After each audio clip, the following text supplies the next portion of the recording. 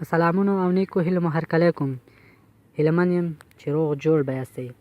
د هر څه دمخه زموږ چینل سبسکرایب کړئ او ورسره په خوا کې د بیل نشان ووهئ تر څو زموږ راتلونکې ویډیوګانې په اسانۍ ترلاسه کړئ.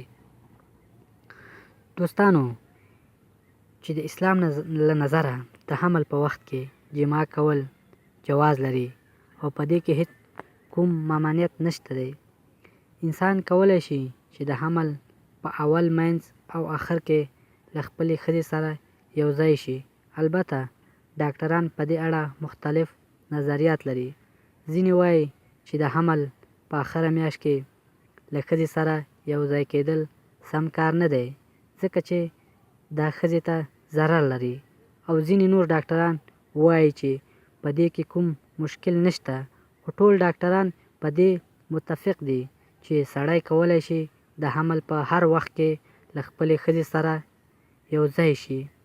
که چیرې ښځه د تکلیف احساس کوي او یا ورته مشکل پیدا کېده، نو بیا دې په دې اړه احتیاط وکړي او د اسلامي شریعت په دې اړه کوم ممانعت نه دی کړی.